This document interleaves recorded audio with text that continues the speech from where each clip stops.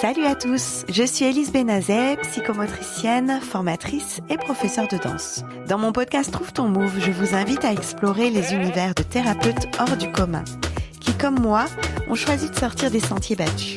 Ensemble, découvrons des méthodes innovantes pour prendre soin de notre corps et de notre esprit. Et si vous souhaitez aller plus loin, n'hésitez pas à me rejoindre sur danser-psychomote.fr pour découvrir mes formations et approfondir vos compétences. Bonne écoute! Dans cet épisode, nous rencontrons Carole Moïse, une passionnée de mouvement et de musique. Initialement professeure de sport en gymnastique rythmique, elle nous parle aujourd'hui de sa grande passion pour la pédagogie d'Alcroze, qui fait rimer musique et mouvement. Elle évoque également son intérêt pour la méthode MEDAO, qui permet de se décentrer du corps pour se concentrer sur l'objet. Carole Moïse nous explique comment elle aide ses élèves à développer leur créativité, leur sensibilité musicale et leur relation aux objets. Elle nous confie également son rêve d'apprendre le piano pour accompagner ses cours et aussi comment elle a été attirée par la psychomotricité depuis toujours. Un échange inspirant sur la place de la musique et des objets dans le mouvement et sur l'importance du choix des notions musicales dans l'apprentissage. Bonjour Carole. Bonjour Élise. Aujourd'hui, je t'ai invitée à Trouve ton Move parce qu'on se connaît depuis un certain temps maintenant et on a décidé de donner des formations ensemble avec comme particularité notre passion pour le lien musique-mouvement. Mais moi, j'avais envie que tu nous racontes d'où vient cette passion pour le lien musique-mouvement. Je te connais depuis longtemps parce que tu étais entraîneur de GRS, de gymnastique rythmique, et on a oublié le S maintenant, mais et sportive, à Besançon. Et à l'époque, tu étais CTN. Est-ce que tu peux nous raconter ce que c'est ? Alors CTN, ça veut dire conseillère technique nationale, donc effectivement en gymnastique rythmique. Alors ce qu'il faut savoir, c'est qu'au départ, c'est une formation. Moi, j'ai eu une formation de professeur d'EPS. J'ai été formée en STAPS. Et à la suite de cette formation, j'ai choisi de passer le professorat de sport, donc avec 2 ans de formation à l'Institut national du sport. Et ce concours débouche sur justement un travail dans des fédérations. Et donc moi, j'ai travaillé pour la Fédération française de gymnastique pendant 17 ans. En occupant le poste de conseillère technique nationale en gymnastique rythmique. Ok, alors ça paraît impressionnant comme ça. Est-ce que tu peux nous décrire un peu c'était quoi ce poste, ton quotidien ? Alors, mon quotidien était très très varié en fait. J'avais d'abord moi une mission nationale sur la formation des entraîneurs, donc des éducateurs sportifs. Donc avec pour mission de travailler sur les textes qui arrêtaient les diplômes. Donc ça, c'était en liaison avec le ministère. Et puis ensuite, à décliner tout un programme de formation qui allait des premiers niveaux de formation pour les bénévoles au diplôme de professorat de sport. Donc voilà, donc de décliner toute une formation pour les éducateurs sportifs, quel que soit leur niveau d'intervention. D'accord. Ça, c'était ma mission prioritaire. Eh oui. Et après, j'avais une mission ponctuelle sur des regroupements de gymnastes, donc de niveau régional ou de haut niveau, donc avec les équipes de France junior, les équipes de France senior. Et puis, j'avais aussi une mission de développement de l'activité gymnastique rythmique sur le territoire franc-comtois, puisque même si j'avais un qualificatif national dans mes missions, j'habitais en Franche-Comté, donc j'avais une partie de mon temps réservée sur le développement de la gymnastique rythmique en Franche-Comté. C'était pour promouvoir l'AGR en Franche-Comté, oui, la faire c'était connaître. surtout pour la développer sa pratique et avec ma mission quand même de prédilection qui était la formation. De former les entraîneurs, parce que toute politique de développement passe par une formation. Eh oui. Et donc là, tu étais en contact souvent de gymnastes qui devenaient entraîneurs, qui avaient des notions plus ou moins claires sur la pédagogie à adopter, sur le développement de l'enfant, sur est-ce qu'on peut tirer sur des enfants à tel âge, est-ce qu'on peut leur faire des grands écarts. C'était un peu ce genre de questions que tu abordais ou... Alors il y a tout un cadre, de toute façon réglementaire qui encadre la formation, avec effectivement des principes éducatifs déjà, et puis notamment des connaissances techniques, anatomiques, physiologiques à maîtriser tout au long de sa formation, de son parcours. Donc, effectivement, oui, pour moi. Et j'ai aussi mes convictions personnelles sur ce qu'on peut aborder avec des enfants et ce qu'on ne peut pas, notamment quand un enfant est en pleine croissance. Oui.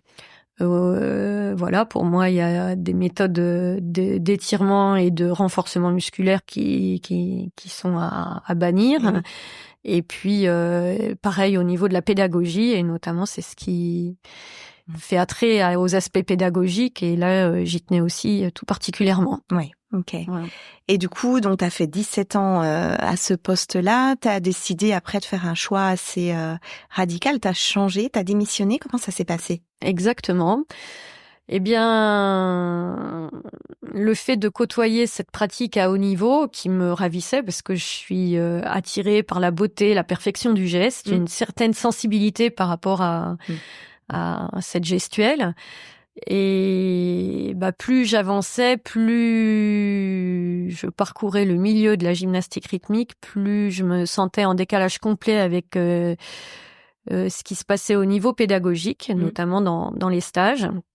Et puis l'activité en elle-même a beaucoup évolué entre le moment où moi je l'ai pratiquée et j'ai décidé de devenir professeur dans cette activité et ce qu'elle est devenue au fil des années après être devenue olympique. Et c'est une discipline qui était au départ, qui avait vraiment une orientation artistique et qui s'opposait vraiment à la gymnastique traditionnelle, aux agrès. Et en fait, cette dimension artistique, plus on avançait dans le temps, plus on la perdait. Et là, je m'y retrouvais plus. Je me faisais plus du tout plaisir à être sur les compétitions.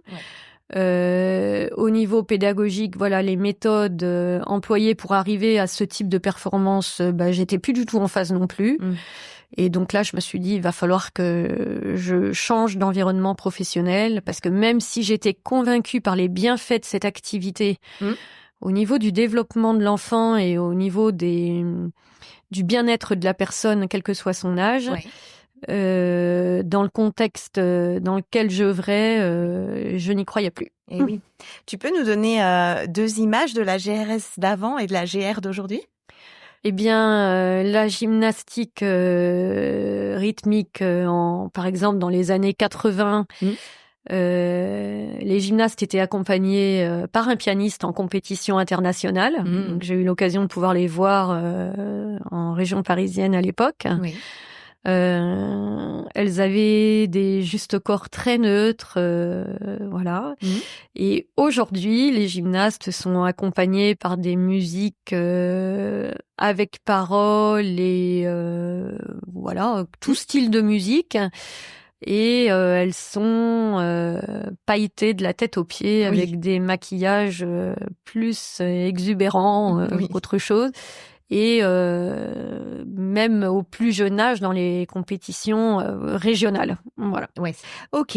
Donc là, il y a plus de piano, il y a plus ce fameux lien entre la musique et le mouvement. C'est plus de la performance.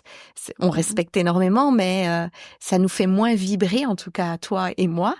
Toi, comment ça t'est venu cette passion pour le lien musique-mouvement? D'où c'est né? Alors, c'est né très très tôt. Je devais avoir, je pense, 6 ans. Je suis allée voir un spectacle de danse à Paris, au Palais des Congrès, parce qu'à l'époque, j'habitais en région parisienne. Et j'ai vu les ballets Moïseïev. Donc là aussi, de la haute performance dansée. Ouais. Donc c'est des danses folkloriques. Enfin, c'est une compagnie russe, mais qui travaillait sur plusieurs styles de danse, sur les danses des différents pays, des différentes cultures. Et ces danseurs, communiquaient une joie de vivre et ils nous portaient dans leur danse avec des musiques très attrayantes, des mouvements justement appropriés à ces musiques. Et c'était des danses collectives et ça m'a toujours transportée en fait. Voilà. Et c'est vrai que c'est des choses qu'on pouvait retrouver à l'époque dans les ensembles de GR. On voyait l'ensemble de Bulgarie et ils représentaient un peu leur folklore. Exactement. Les Espagnols, etc. Et je comprends pourquoi tu as pu faire ce lien à un moment avec la GRS. Donc toi, tu as changé de voie, tu as démissionné, c'est ça? Alors oui, à un moment donné, voilà, puis personnellement, j'avais aussi 3 enfants qui devenaient adolescentes. J'étais beaucoup en déplacement. Et oui, c'est vrai. Donc, à un moment donné, entre les déplacements et puis le sens de ce que je faisais, il fallait que je change. Et puis, je vous l'ai dit, j'étais tellement attirée par l'aspect quand même de cette activité qui permet de manipuler des objets et ce rapport à la musique. J'avais un vague souvenir de mes études où on nous avait parlé de la pédagogie Dalcroze et notamment du rapport à la musique. Et ça m'a toujours interpellée parce qu'on nous en parlait, mais on l'a jamais réellement pratiqué. Et j'avais envie de voir. Et puis, lors d'une réunion où j'avais le sentiment de perdre mon temps, j'étais en train de regarder sur Internet pédagogie Dalcroze. Et puis, j'ai vu que cette pédagogie existait, bel et bien. Qui avait justement un centre de formation à Genève. Et puis je me suis dit et puis vu ce qui était décrit, je dis mais c'est ça en fait, c'est ça que j'ai envie de voir, j'ai envie de voilà. Et puis j'ai vu qu'il y avait une formation d'une journée d'initiation à Paris. Donc je suis allée suivre cette formation et là je me suis dit c'est vraiment ça. Et puis, elles m'ont dit, il y a un stage d'été à Genève, tu peux aller voir et tout. Donc là, c'était 3 jours. Je suis rentrée des 3 jours, mais plus qu'enchantée. Ouais. Et j'ai rencontré, un des professeurs qui était coordonnateur du certificat de pédagogie Dalcroze. Et donc là, qui engage sur une formation qui dure 2 ans. D'accord. À raison d'un week-end par mois. Et puis de stages un peu plus longs, l'été et puis sur le mois de mars. Et là, il me dit, mais il faut venir et tout. Mais je lui dis, mais moi, je suis pas musicienne. Il me dit, mais notre pédagogie, justement, elle s'adapte aux gens aussi du milieu pédagogue qui sont pas forcément musiciens. Ouais. Donc, il faut venir. Et puis, je me suis inscrite. Et puis voilà. Depuis, je suis hyper fidèle à cette pédagogie et je cherche et je continue d'apprendre grâce à cette pédagogie. Ouais. Moi, je me souviens de cette période parce que t'es venue à Besançon en nous disant j'ai trouvé une super pédagogie, je vous la transmets. T'as organisé des formations, tu m'y as invité et tu me disais à cette époque mais il faut que les psychomotes, faut qu'on crée quelque chose ensemble, une formation ensemble. Moi, à l'époque, je travaillais avec les bébés, donc j'étais pas encore prête, mais je suis revenue vers toi 10 ans après. Pourquoi aussi les psychomotes t'intéressaient autant ? Parce que du coup quand j'ai quitté j'ai pris ma retraite parce que je suis une jeune retraitée de la fonction publique. Oui. Je me suis dit dans quoi je vais me reconvertir parce que j'avais une collègue qui avait pris le même chemin que moi, qui partait et elle est partie dans cette formation. Mais à Besançon, à l'époque, il n'y avait pas de formation et fallait à nouveau partir ou sur Paris, ou sur Lyon, ou sur Bordeaux. En psychomotricité, tu veux dire. Oui, il n'y a pas d'école à Besançon, effectivement. Et là, voilà, vu le contexte familial, je pouvais pas me permettre de repartir à nouveau pour 2 ans. J'aurais eu l'équivalence, a priori, de la première année. Mais c'était trop compliqué. Je pouvais pas me permettre de partir. Donc, c'est pour ça que je suis partie, du coup, sur Dalcroze, mais j'ai toujours été attirée par l'aspect psychomoteur parce que justement, je trouve que je lisais des articles sur le développement de l'enfant parce que justement, c'est ce qui manquait dans nos formations. Je trouvais qu'on faisait abstraction complète des bases, de comment grandit un enfant. Et justement, je voyais tellement de choses qui étaient incohérentes dans la performance. Voilà. Ouais. Mais je m'étais dit, je vais me former vraiment parce que je savais que c'était pas bon ce qu'on faisait, mais en même temps, j'avais pas la formation nécessaire pour donner des arguments et des réponses. Voilà. D'accord. Donc voilà, donc j'ai été attirée par les psychomotes. Par les psychomotes, et puis je me suis dit voilà. Et puis aussi, du coup, sur les stages Dalcroze, j'ai rencontré des psychomotriciennes, qui venaient aussi se former. Et puis, notamment aussi, on a eu une intervenante qui était Marie-Laure Bachmann, qui a écrit justement un ouvrage sur la rythmique de Jacques Dalcroze. Et cette personne, qui est une grande référente de la pédagogie Dalcroze, était, elle, psychomotricienne de formation. D'accord. Voilà. Donc, du coup... elle faisait les liens qui te manquaient ou qui t'attiraient, quoi. Complètement. Ouais, d'accord. Ok, donc tu reviens là avec un bagage hyper fourni et aujourd'hui, tu es capable de proposer des formations, des cours, des sensibilisations où tu inclus tout le temps cette pédagogie d'Alcroze. Ça fait partie de ton identité maintenant. Oui, alors avec un seul bémol, c'est que justement, donc pour l'instant, moi, je ne suis que détentrice du certificat d'études pédagogiques dans la partie d'Alcroze, mais je ne suis pas rythmicienne, parce que rythmicienne, c'est vraiment des musiciens qui accompagnent tous leurs cours. Alors, même s'ils font référence à des supports audio, mais la pédagogie est censée être basée sur l'improvisation musicale. D'accord. Donc, toujours. Du coup, ouais. Donc, alors moi, si j'improvise, ça va être avec ma voix, mais avec peut-être un accompagnement rythmique à la voix aussi, peut-être des fois avec les tambourins. Mais mon rêve, c'est de me lancer à l'instrument. Ça, c'est l'étape prochaine. Ok. Voilà. Tu commences à maîtriser le piano quand même. Ah, maîtriser, je sais pas. Mais... Non, je maîtrise pas. Je joue, mais c'est très complexe. Le fait de vouloir animer un cours. Oui.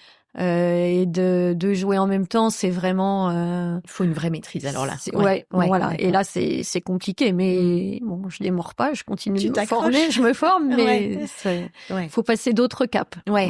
Du coup, tu adaptes à ta façon et tu prends beaucoup de plaisir, il me semble, à donner, transmettre à plein de publics différents. Je sais que tu donnes des cours d'éveil aux enfants, aux ados, aux adultes, aux seniors et puis aussi dans le monde du handicap, dans le monde des aidants. Tu peux nous raconter un petit peu comment ça se passe, peut-être déjà avec les tout petits? Par exemple, avec les tout petits, moi, le but entre 4 et 5 ans, c'est vraiment de les éduquer du coup à l'écoute, ne serait-ce que l'écoute, parce que on a de plus en plus quand même de problèmes de concentration avec nos jeunes enfants. Donc c'est déjà par ce rapport à la musique, c'est de les éveiller à la sensibilité musicale, à l'écoute, parce qu'ils entendent, mais ils n'écoutent pas forcément. Et c'est vrai. Et l'idée, c'est que la musique les transporte au-delà du passage par l'oreille, que ça redescende jusque dans les orteils et dans les doigts. Ouais. L'idée, c'est vraiment d'harmoniser ces mouvements par rapport à différentes composantes musicales. Alors ça va aller d'un accent ou de la pulsation, respecter la pulsation par rapport en marchant, en courant si on a un tempo plus rapide, et puis après aller au-delà des aspects métriques. Enfin, déjà la pulsation, la mesure, c'est les aspects métriques, et puis aller après au-delà, les aspects rythmiques, mais aussi aller sur les aspects nuances de la musique. Les hauteurs de son, donc tout ce qui a trait à l'aigu, au grave, au rapport d'intensité. Est-ce que c'est fort, est-ce que c'est doux, et d'aller chercher les idées de poids du corps, de les mettre en relation avec le poids de la musique. Aller chercher les notions de phrasé, ça permet d'organiser vraiment dans la perception du mouvement dans le temps et la perception de ses déplacements dans le temps. Voilà. Ouais. Il y a tout un tas de notions justement évoquées en psychomotricité, le rapport au temps et le rapport à l'espace, et justement harmoniser les deux. Voilà. Par la musique, grâce à la musique. D'accord. Exactement. Donc, tu donnes ces cours avec ces jeunes enfants, avec les enfants plus âgés, les adultes, les ados, pardon, ça se passe comment? Alors, les ados, j'ai un groupe cette année où j'en ai 11. Donc, c'est pas mal du tout. C'est dynamique. Oui, puis il y en a, ça fait des années qu'elles suivent. Donc là, ça fait plaisir. Enfin, on arrive à avancer. Donc l'idée, c'est de chercher des rythmes de plus en plus complexes et de les traduire corporellement. Alors il y a pas une technique particulière de pas, justement. Il y a pas un style de mouvement. C'est vraiment la musique qui dicte vraiment le rapport au déplacement, au mouvement. Et ça se construit en fait avec les élèves qui sont dans le cours. Donc, voilà. D'accord. Et en plus, tu utilises toujours du matériel assez simple. Voilà. Ouais, tu aurais des exemples? Eh bien, je vais utiliser au départ des objets de la GRS, mais qui se déclinent peu à peu. Ouais. C'est-à-dire à la place du ballon qui a un certain poids, on l'utilise encore, mais je vais travailler avec des ballons de baudruche plus légers, des Swiss balls plus gros. Ouais. Et puis je vais travailler avec des élastiques, je vais travailler avec des rubans, des foulards de différentes formes, des draps, je t'ai déjà des vu, draps, oui. plus ou moins souples, voilà, c'est ça, des silly bags, enfin c'est là où on est recouvert complètement dans une enveloppe. Ouais, trop bien ça. Voilà. Donc c'est aussi l'idée, c'est les objets en fait vont aider beaucoup de pratiquants à se décentrer de soi, et quand il y a une gêne dans son propre mouvement, c'est d'aller faire bouger l'objet, ce qui fait qu'on se décentre, et puis du coup le fait d'avoir un objet, ça va ça va impliquer le corps de manière différente. Enfin voilà. Et au départ, quand on manipule l'objet, on va le manipuler essentiellement avec ses mains. Il va y avoir une appréhension de perte de l'objet, donc on va le ramener vers soi. Et l'idée, c'est d'éloigner l'objet, de le mettre à distance du corps, et de comprendre que c'est pas forcément la main qui met le corps le mouvement en objet, c'est tout le corps. Voilà. Qui va accompagner l'objet. Voilà. Donc ça fait ça, du coup, on en vient à des tâches quand même assez complexes, parce que il y a le corps à gérer, il y a son objet, il y a la musique à respecter dans des contraintes d'espace, avec des partenaires en général, puisque ce ne sont pas des cours particuliers. Donc vraiment, on arrive à des exercices de multitâches, et du coup là, ça devient très complet et très complexe. Oui, voilà. Et très riche. Alors en plus, tu proposes, toi tu gères une école de danse aujourd'hui, tu proposes des galas, et du coup on a des spectacles, moi à chaque fois je suis ravie de voir ce que tu proposes, c'est hyper créatif, c'est très visuel. Par exemple, si on imagine tes chorégraphies avec des élastiques, avec des draps, il y a des déplacements dans l'espace qui sont mis en scène par l'objet aussi, et qui sont superbes à voir, quoi.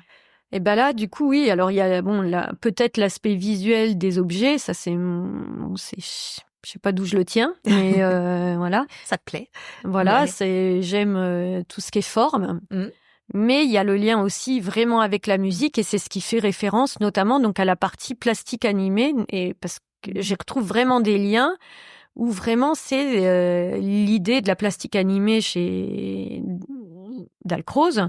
C'est vraiment la traduction de la musique par le mouvement. Et dans ses plus infimes nuances. Subtilité. Voilà, exactement. Et du coup, pour le spectateur, moi, ça me déclenche des frissons.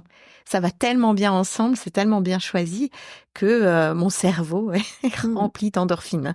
Et puis aussi avec en fait, il y a rien qui est construit au départ. Ça se fait avec les élèves, avec le groupe. Voilà, ça se construit. Donc c'est aussi, je pense que ça fonctionne, c'est parce que c'est authentique à la fois dans le respect de la musique et dans le respect des personnes qui s'impliquent dans la création. Ouais, d'accord. Voilà. Ok.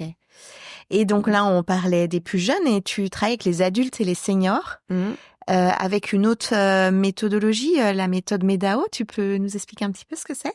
Alors, la méthode MEDAO, en fait, c'est tout ce qu'on a dit sur l'objet. C'est vraiment utiliser un objet pour mettre le corps en mouvement et se décentrer de son propre mouvement à soi. Et c'est une manière d'engager le mouvement. Voilà. Mais je travaille surtout aussi avec la musique, et notamment avec les seniors. Du coup, on est vraiment sur des aspects retrouver ou conserver une régularité de la marche. Pour tout ce qui est prévention des chutes. Donc la musique là-dessus nous aide énormément. Elle met en mouvement. Pour conserver un tempo, accélérer, et sur les exercices multitâches, notamment parce que les chutes arrivent notamment des fois quand on fait plusieurs choses en même temps, et puis qu'on se perd. et aussi réagir à des signaux, pouvoir réagir à un signal et inhiber son mouvement sans se laisser surprendre et repartir. Pareil, pouvoir changer de direction de manière soudaine et pas se laisser perturber justement par une émotion aussi, et parce que c'est tout ce qui peut entraîner des chutes. Voilà, c'est tout ça. Et nous, on prévient, on met dans cet état pour préparer les personnes justement à d'éventuelles chutes. Ouais. Voilà. D'accord, trop intéressant. Voilà. Et puis d'avoir vu des cours avec des seniors, elles ont un plaisir à participer. Je dis plutôt elles, mais il peut y avoir aussi des hommes. Alors j'ai un monsieur mais qui est pas dans le cours senior, c'est un senior mais il est dans le cours plus thérapeutique. OK. Et oui, en fait, ce qui leur plaît, c'est ce retour à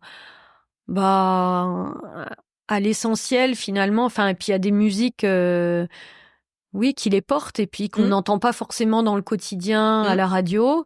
Et c'est des musiques, qui les rendent vivants en fait. Ouais. D'ailleurs, tu peux nous en parler un petit peu de tes choix de musique. Vers quoi tu te tournes plutôt pour que ça fonctionne? Avec parole, sans parole, un certain style? Comment tu fais? Alors, j'essaie d'avoir des musiques la plupart du temps très épurées justement pour pouvoir mettre l'oreille sur des notions bien précises. Voilà, donc beaucoup de piano, mais aussi des cordes, violon, violoncelle, contrebasse, guitare, accordéon, guitare, des percussions aussi. Donc c'est très varié. Oui. Voilà. Et puis aussi des voix, mais vraiment qui nous permettent de travailler sur des hauteurs de son. Ouais. Voilà, qui nous permettent d'orienter le mouvement, de changer les orientations dans le mouvement. Donc vraiment c'est très très varié. Et puis j'essaie d'avoir des musiques assez minimalistes, justement pas trop stylisées pour pas tomber dans des clichés, voilà.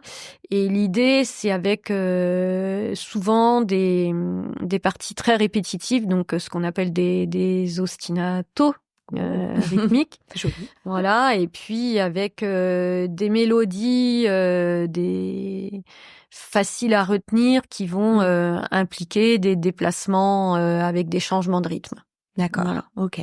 Et donc, du coup, il peut y avoir des musiques contrastées, une musique qui va donner envie de bouger, de s'arrêter, de reprendre, de changer de direction. Exactement. Donc là, ce que fait le pianiste chez Dalcroze, ce que fait le rythmicien ou la rythmicienne Dalcroze, moi, comme je peux pas le faire, j'ai une banque de données de musique énorme et je sais qu'ils sont classés et j'ai mes classements qui me permettent de travailler sur les mesures plutôt à 3 temps, plutôt à 4 temps et puis après tel rythme qui implique tel déplacement, voilà.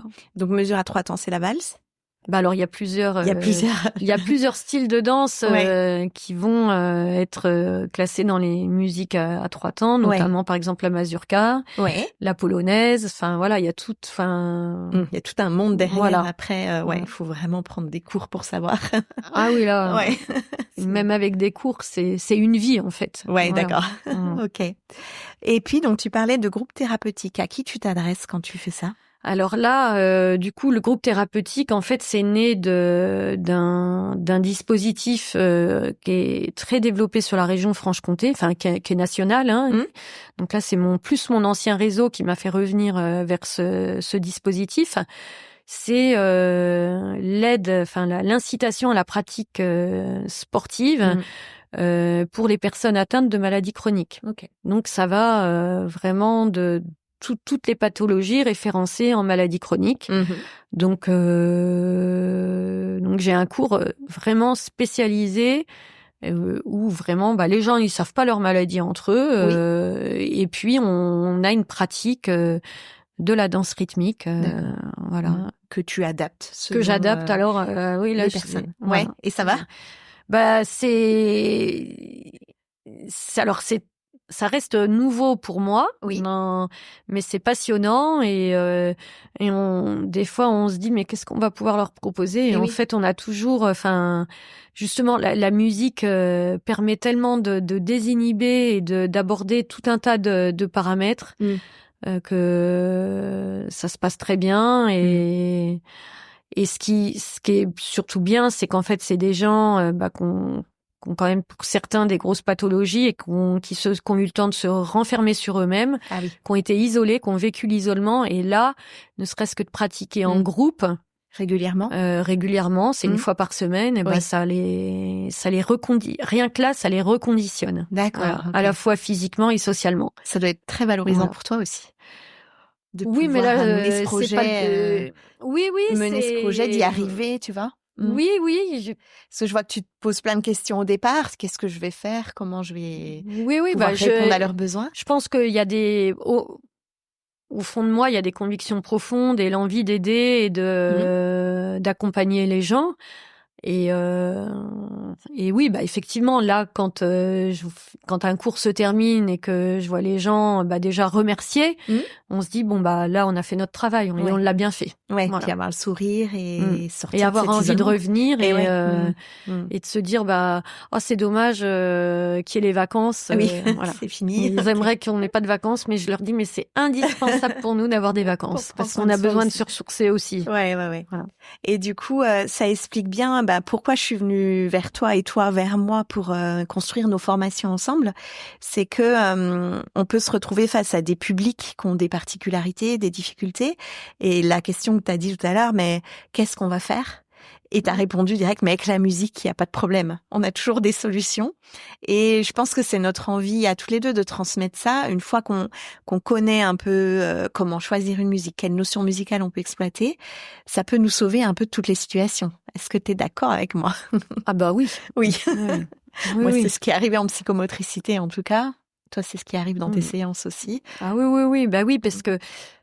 Et puis même si on veut tester des nouveaux exercices, parce que il y a aussi le fait qu'on aime bien changer, parce que mais si on voit que ça fonctionne pas, on a toujours, on sait qu'on a des musiques qui de toute façon font l'unanimité. Des best-of, voilà. Donc des musiques et aussi des exercices, parce que il faut les construire quand même ces exercices. Oui. Ça prend du temps, énormément de temps de construire un exercice. Oui. Et puis après, faut le faire vivre et puis il faut le faire évoluer. Oui. Mais la base, c'est de le construire, parce que des fois, on a une musique qui nous plaît, on se dit tiens, je vois ça, j'imagine ça. Et puis on se l'imagine tout seul dans son coin. Et puis quand on le met en pratique, et là, il y a des fois, c'est ça fonctionne pas en fait. On a imaginé quelque chose qui fonctionne pas. Ouais. Mais il faut tester, il faut des consignes claires, faut des évolutions. Toi, tu parles beaucoup de ça dans ta pédagogie. Ah oui. Comment faire évoluer un exercice, un mouvement? Oui, parce que l'idée, c'est toujours de chercher, de permettre l'adaptation, c'est-à-dire de s'adapter et pas d'être dans des schémas répétitifs où justement le cerveau ne fonctionne plus. L'idée, c'est de toujours avoir l'harmonie des mouvements du corps, des muscles, avec le cerveau, et pas de faire les choses mécaniquement. D'accord. Voilà. Okay. Donc, une fois qu'on a réussi, il y a toujours, on peut toujours faire évoluer derrière, remettre une contrainte pour aller encore plus loin, ou affiner, par exemple, une exigence, un critère, de se dire là oui, ok, c'est réussi, mais maintenant on peut aller chercher une qualité, une autre qualité de mouvement. Voilà. Et l'idée, c'est toujours, il y a rien qui est jamais acquis, et c'est toujours d'aller chercher ses propres ressources. Oui, d'accord. Voilà. Et donc c'est valorisant, parce que au début on n'y arrive pas. Oui. Mais j'ai envie de dire, c'est normal. Et l'idée, c'est qu'est-ce qu'on met en place pour y arriver, et qu'est-ce que c'est valorisant d'avoir réussi. Oui, après pour l'élève. Voilà. Et après, hop, une fois qu'on y arrive, maintenant, je suis sûre qu'on peut aller encore plus loin. Ouais. Et c'est toujours par étapes, comme ça. Voilà. Ouais. Ok.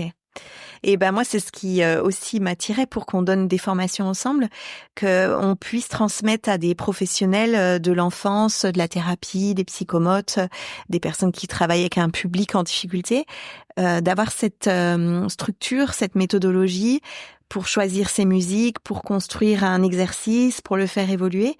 Et on sent là, à travers tes mots, que tu vas pouvoir nous transmettre tout ça. T'es devenue une pro de tout ça. Ne fais pas la grimace, si. On a construit, par exemple, une formation pour donner des cours d'éveil avec les tout-petits. Donc, moi, j'ai une expérience avec les 18 mois, 3 ans. Toi, avec les à partir de 3 ans, 3-4 ans, avec voilà. les scolaires, du coup. Et oui, t'as une grande, aussi. Avec les maternelles, les primaires, hein, ouais.